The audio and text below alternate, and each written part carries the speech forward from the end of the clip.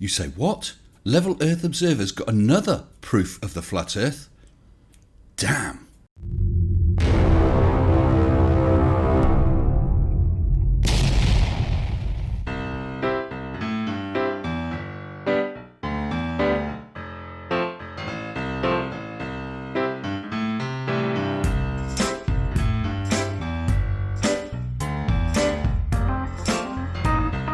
Well, would you Adam and Eve it? Level Earth Observer is finally going to talk about something other than the crane he uses at work. Ignoring that large erection, he's no longer going to worry about his dangly bits and has come up with something entirely different. Scripts like these couldn't have been written without the support of my lovely patrons.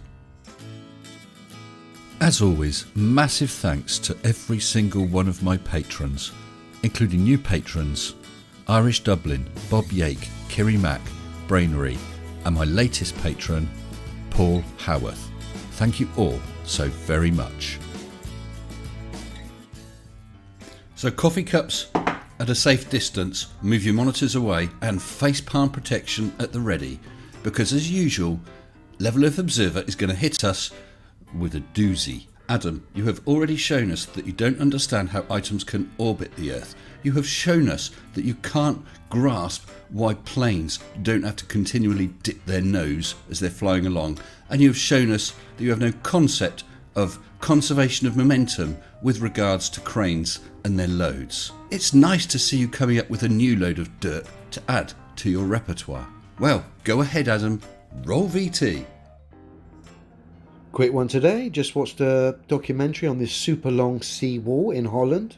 Well, I could ask, why were you searching for Dutch seawalls? But we won't go there. At the end of it, it got me thinking. I was like,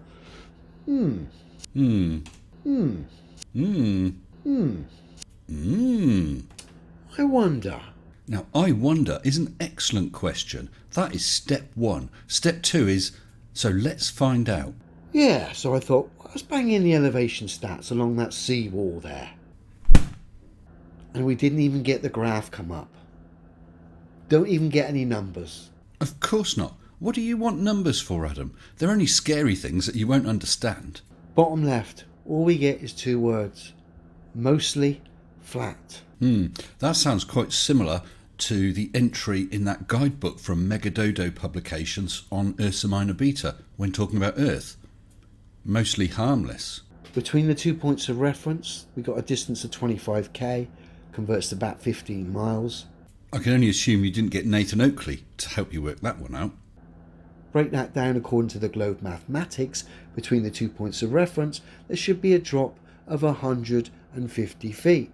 And this is where you start to go wrong. It's not really a drop, it's the amount of curvature.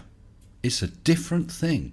But as we can see, Google, bottom left, is telling us it's mostly flat. I expect that's probably a couple of little divots in the road there. We should get off the road at once. It's quite dangerous, you know, you divot.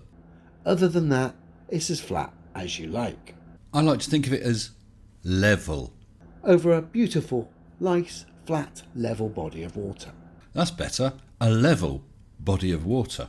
Globy's going to go, oh, you don't understand our graphs. Oh, you don't understand our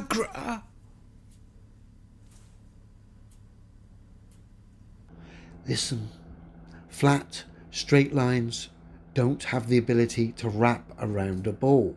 Well, this equator line looks dead straight to me, and it's level. It's not getting higher or closer to the surface. I think that's a big fail there, Adam. You're literally claiming that water has the ability to wrap and conform to the outside of different shapes. Well, I've seen pictures of many ships and boats, and I've never yet seen one where the water doesn't fit comfortably and accurately around the shape of the ship. Just as well, really, otherwise sailors could fall down a gap. That's ridiculous. That's not demonstrably true. Doesn't matter how many globe-favouring graphs you produce, it's still not going to change reality. Adam, you wouldn't know reality if it walked up to you and said, "Hello, Adam, I'm reality, here's my ID," and smacked you in the bleeding teeth. Water tells me the truth. Cranes tell me the truth. The list goes on.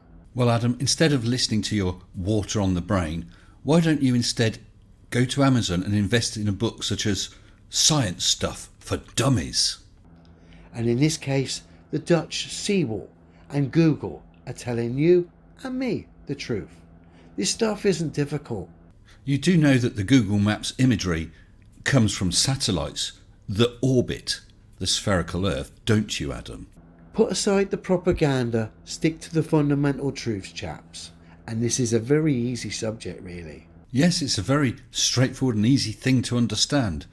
And you're a grown man. Although I have heard that you're still studying grade 3 nose picking.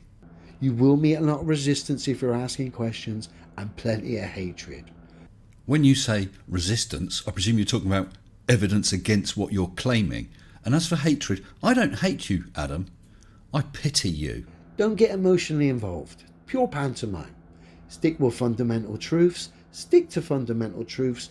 I noticed you repeated fundamental truths, but I suppose that is such a biggie, it's worth mentioning twice. Do not waver from what is demonstrably true, otherwise you're entertaining storytellers and pantomime artists. That's great if that's your bag, but that's not reality, and that certainly doesn't define the shape of the earth, okay? Water tells us the truth of this realm, this place. I think you need to get a pan of water and go and boil your head.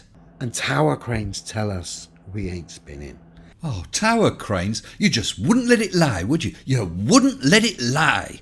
And Google is giving you clues left, right and centre. Well, perhaps you could use Google and look up some science and try and read and understand it.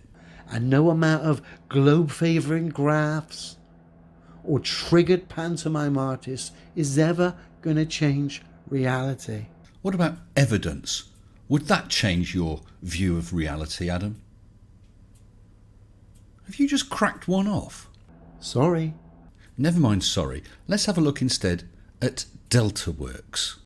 DeltaWorks is a series of storm surge barriers and dams that is designed to protect Holland. It divides all the river estuaries into compartments at a final cost of around $13 billion and taking over 40 years to build.